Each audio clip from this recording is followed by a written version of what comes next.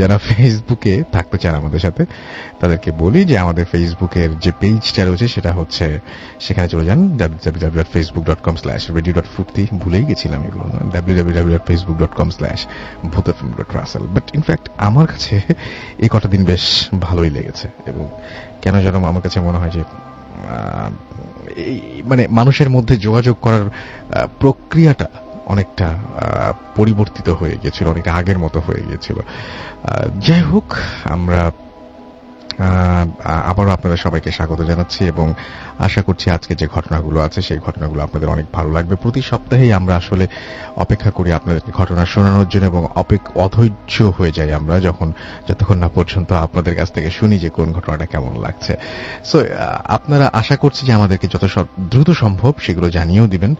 আপাতত যেটা করব সেটা হচ্ছে আমরা ঘটনায় যাব। প্রথম আমাদের যে অতিথি আছে সেই অতিথির কাছে যাব, এবং আমি শুরুতেই আপনার একটু জানতে চাইবো যে আপনার নাম এবং আপনি কোথা থেকে এসেছেন, যদি একটু বলতেন আমাদেরকে। জি, আরেকবার বলতে হবে কাইন্ডলি। জি, আরেকবার।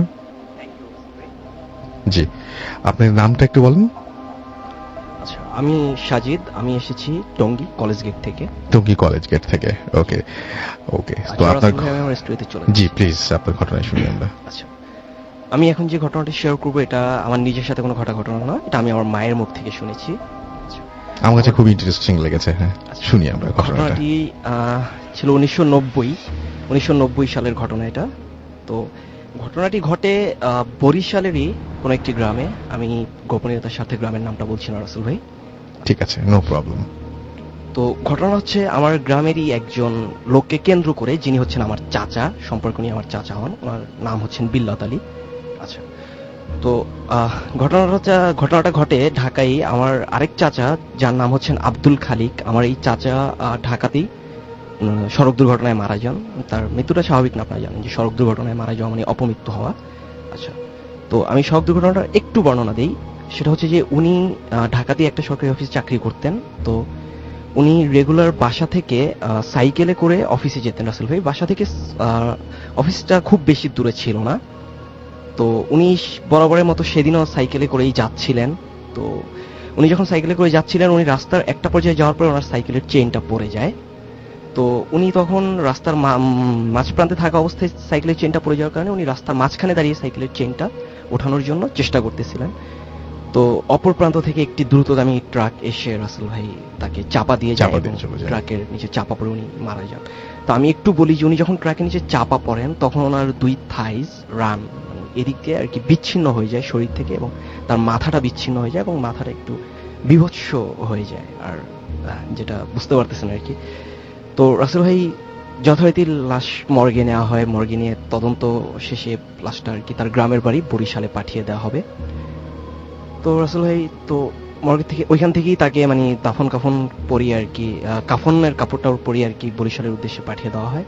তো লাশটা নিয়ে যখন বরিশালের উদ্দেশ্যে রওনা দেন তখন বরিশালে তার লাশটা নিয়ে পৌঁছাতে রাত 3টা বেজে যায়। আচ্ছা, তো এবার বলি বিল্লাত চাচার কথা। আমার যে বিল্লাত চাচা ছিলেন উনি পেশাগতভাবে উনি কবর খোঁড়ার কাজ করতেন। তো ঘটনা বেসিক্যালি তাকে কেন্দ্র করেই। তো লাশটা বাড়িতে নিয়ে যাওয়ার পরে সহত সেই বিল্লাত চাচাকেই খবর দেওয়া হয় লাশের কবর খোঁড়ার জন্য। বিল্লাত চাচাও যথারীতি চলে আসেন। তো উনি যে টাইমটাতে চলে আসেন সেই টাইমটা এক্সাক্ট আমার মনে নেই, হবে 3:30 কি 4টা রাত তখন। তো বিল্লাত চাচা আসেন, তো স্বাভাবিক লাশটা বাড়িতে নেওয়ার পরে খাটে রাখা হয় এবং বাড়ির সব মানুষদেরকে সেই লাশটা একটু করে দেখানো হয়। আচ্ছা, মুখটা একটু করে দেখানো হয়। আমি আগেই বলেছিলাম রাসেল ভাই যে মুখটা একটু বিভৎস ছিল, দেখানো তো ছিল, আপনি বলেছিলেন। হ্যাঁ, তো সবাইকে যখন দেখানো হয় তখন ওই সময় বিল্লাত চাচাও সামনে একটু দেখেন। তো একবার উনি জাস্ট একবারই দেখেন, এরপরে উনি আর দেখতে যান না সেটা। তো উনি ওনার যথারীতি কাজে চলে যান, কবর খোঁড়ার কাজে উনি চলে যান। তো রাসেল ভাই একটু বলে রাখি, উনি কবর কিন্তু উনি নিজে একাই করতেন কবর খোঁড়ার কাজটা, ওনার সাথে আর কেউ থাকতো না, উনি একাই কাজটা করতেন। তো উনি জাস্ট একটা হারিকেন নিয়ে চলে যান কবর খোঁড়ার কাজ করতে। তো উনি কবরটা খুঁড়তে থাকেন। কবরটা খোঁড়ার প্রায় 2/3 কাজের যখন হয়ে যায় তখনই উনি শুনতে পান যে উনি যখন উপর হয়ে যখন কবর খোঁড়ার কাজটা করছিলেন তখনই উনি একটু পিছন থেকে উনি শুনতে পান কেউ ওনাকে বলছেন, ভাই কি করেন? আচ্ছা, তো উনি স্পষ্ট তো আওয়াজটা শুনতে পান, বাট উনি আসলে তখন কিছু মনে করেন না। উনি সোজা হয়ে দাঁড়িয়ে যান এবং উনি পিছনে তাকান, বাট কাউকে দেখতে পান না। উনি ভাবেন যে তার একটু ভ্রম হয়েছে, হয়তো সেই লাশটা উনি দেখে এসেছেন, যেটা দেখে উনি একটু ঘাবড়ে গিয়েছিলেন, একটু ভয় পেয়েছিলেন, সেজন্য হয়তো ভয় পাচ্ছেন, ভয় রেশটা স্বাভাবিকভাবে এখনো উনি কাটেনি। একটু ভয় পাচ্ছিলেন। আচ্ছা, তো যথারীতি উনি আবার কাজে মন দেন। ঠিক তার 5 থেকে 6 মিনিট পরে উনি সেই আওয়াজটাই শুনতে পান, কিন্তু এবার তার খুব কাছে। যখন আপনি নিচু হয়ে কোনো কাজ করবেন, তখন আপনার কানের কাছে যদি কেউ কথা বলে, যেভাবে হচ্ছিল ঠিক উনি সেভাবে শুনতে পান যে তার কানের কাছে সেই কথাটাই বলছে, ভাই কি করেন। এবার উনি একটু ঘাবড়ে যান, উনি স্পষ্ট শুনতে পান এবং উনি সাথে সাথে পিছনে ঘুরে তাকান। উনি পিছনে ঘুরেই যা দেখেন রাসেল ভাই, সেটার জন্য উনি কখনোই প্রস্তুত ছিলেন না। উনি দেখেন একটু আগে বাড়িতে যেই লাশটাকে উনি খাটের উপরে দেখে এসেছেন, সেই লাশটাই তার পেছনে দাঁড়ানো, কাফনের কাপড় পরা অবস্থায়, সেই বিভৎস মুখটা। আচ্ছা, তো এটা দেখার পরে উনি আর নিজেকে কন্ট্রোল করতে পারেন না, উনি ঠিক সেই কবরের ভিতরেই অচেতন হয়ে পড়ে যান। তো উনি কতটা সময় পড়েছিলেন তা ঠিক বলতে পারবো না, কিন্তু উনি কাজ করতে যাওয়ার পরে বাড়িতে এদিকে সবাই তার জন্য অপেক্ষা করছিলেন যে বিল্লাত ভাই কবর খোঁড়ার কাজ করতে গেলেন, কিন্তু এখন উনি ফিরে আসছেন না কেন। এটা ভেবে সবাই, তখন 2-4 জন লোক যায় সেখানে, আমার বাবাও থাকেন, আমার বাবা সহ আমার চাচা এবং আরো 2-1 জন লোক যান সাথে।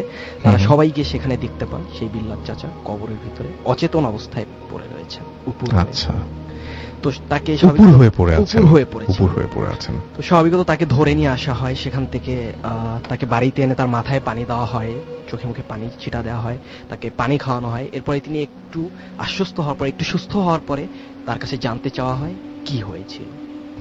তখন উনি যেটা বলেন সেটা শুনে সবাই তো রীতিমতো অবাক।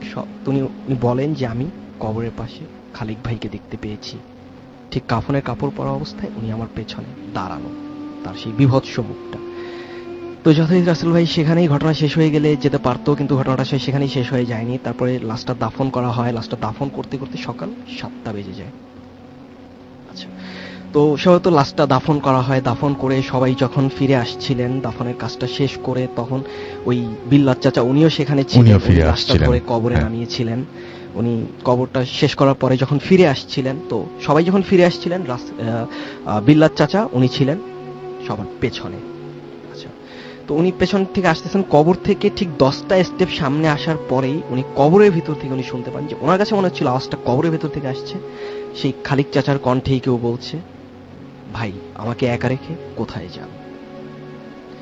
উনি প্রথমবার এই কথাটা শোনেন, প্রথমবার এই কথাটি শোনার পরে উনি এবারও তেমন একটা গুরুত্ব দেননি, কিন্তু তারপরও তিনি মাথা থেকে পুরোপুরি ব্যাপারটা ঝেড়েও ফেলতে পারছিলেন না, কারণ উনি ঠিক কিছুটা সময় আগেই একটা পরিস্থিতির শিকার হয়ে এসেছেন। তো তারপর উনি জিনিসটা খেয়াল না করে উনি সামনের দিকে হাঁটা শুরু করেন, বাট 1 থেকে 2টা স্টেপ সামনে আসার পরে সেই ভয়েসটা আবারও তিনি শুনতে পান, সেই কথারই পুনরাবৃত্তি, তাকে বলছে, ভাই আমাকে একা রেখে কোথায় যান। এবার তিনি রাসেল ভাই ওইখানে চিৎকার দিয়ে আবার অচেতন হয়ে পড়ে যান। তো আবার সবাই তখন যাকে ধরে নিয়ে আসে, মাথায় পানি টানি দিয়ে যখন আবার তাকে সুস্থ করা হয়, এবার তাকে জিজ্ঞেস করা হয় এবার কি হয়েছিল। এবার রাসেল ভাই উনি বলেন যে আমি খালিক ভাইয়ের কণ্ঠে শুনতে পাচ্ছি সে কবরের ভিতর থেকে কেউ বলছে, ভাই আমাকে একাই রেখে কোথায় যান। তো এই ঘটনা শোনার পরে রাসেল ভাই এখানেই ঘটনা শেষ না, তো সবাই চলে আসে বাড়িতে, বিল্লাত চাচা ওনার বাড়িতে চলে যান, সবাই সবার বাড়িতে চলে যান। তো ওই দিন রাত থেকে বিল্লাত চাচার সাথে আরেকটু ঘটনা ঘটতে থাকে, সেটা হচ্ছে যে উনি রাতে যখন ঘুমাতে যান, তো উনি রাতে ঘুমের একটা পর্যায়ে উনি স্বপ্ন দেখেন সেই আব্দুল খালিক চাচাকেই, যেই চাচা ওনাকে বলছেন, ভাই আমি ভালো নেই। তো উনি প্রথম দিন এই স্বপ্নটা দেখতে পান, দেখার পরে উনি খুব বিচলিত হন, খুব ভয় পেয়ে যান, বাট উনি তারপরও কাউকে কিছু বলেন না, কোনো কিছুর তোয়াক্কা না করে ঠিক পরের দিনের জন্য আবার একই সময় উনি রাতে বিছানায় চলে যান। ঠিক সেম স্বপ্ন রাসেল ভাই, সেম ভাবে সেম কণ্ঠেই সেই আব্দুল খালিক চাচা আবার বলছে, ভাই আমি ভালো নেই। এভাবে চলতে থাকে। ঠিক তার পরের দিন সেম থার্ড ডে তেও একই ঘটনা, একই কণ্ঠে তিনি আব্দুল খালিক চাচার এই কথাটা শুনতে পান, ভাই আমি ভালো নেই। তো এই 3 দিন যাওয়ার পরে চতুর্থ দিনের মাথা থেকে রাসেল ভাই, বিল্লাত চাচা প্রচন্ড অসুস্থ হয়ে পড়েন এবং উনি 1 মাসের মতো অসুস্থ ছিলেন এবং ভয়াবহ জ্বর সহ বমি এবং ঠান্ডার যে প্রভাবটা ছিল সেটা সহ উনি অস্বাভাবিক রকমের অসুস্থ ছিলেন। তো রাসেল ভাই এই ঘটনা শেষে উনি 1 মাস পরে একজন হুজুর, আমাদের পাশের গ্রামেরই মসজিদের হুজুরের ইমাম সাহেবের সাথে উনি কথা বলেন এই ব্যাপারগুলো নিয়ে। তিনি শুরু থেকেই ইমামকে সবকিছু খুলে বলেন এবং সবকিছু খুলে বলার পরে ইমাম এক পর্যায়ে বলে, যেহেতু উনি আপনার স্বপ্নে এসে বলছে উনি ভালো নেই, তো হুম। আপনারা তার নামে একটি মিলাদ দিয়ে দিন এবং তার কবরটি তার আত্মীয় স্বজন কাছের মানুষদেরকে নিয়ে ভালো করে জিয়ারত করে একটি মিলাদ দিয়ে ফেলুন তার নামে এবং কিছু ফকির মিসকিনকে খাইয়ে দিন। আচ্ছা। তো তার কথা মতো তার রিলেটিভস, তার আত্মীয় স্বজনরা, সেই বিল্লাত চাচাও সেখানে ছিলেন, তারা সবাই উপস্থিত থেকে তার নামে একটি মিলাদ দিয়ে দেন এবং তার কবরটি খুব ভালো করে জিয়ারত করার পরে বিল্লাত চাচার সাথে আর কোনো কিছু ঘটেনি। তারপর থেকে বিল্লাত চাচা এখন পর্যন্ত সুস্থ আছে। সুস্থ আছেন। এই Okay. ছিল আমার ঘটনা। থ্যাংক ইউ রাসেল ভাই। অনেক ধন্যবাদ আপনাকে আপনার ঘটনার জন্য, এবং আশা করছি যে আপনাদের সবার ওনার যে ঘটনাটা উনি বললেন সেটা আশা করছি আপনাদের সবার ভালো লেগেছে। যাই হোক, শুনছেন সবসময় রেডিও 48.0 FM, আমি রাসেল আছি সাথে, এবং এই মুহূর্তে আপনারা শুনছেন ভূত এফএম, মানে ভূত এফএম চলছে।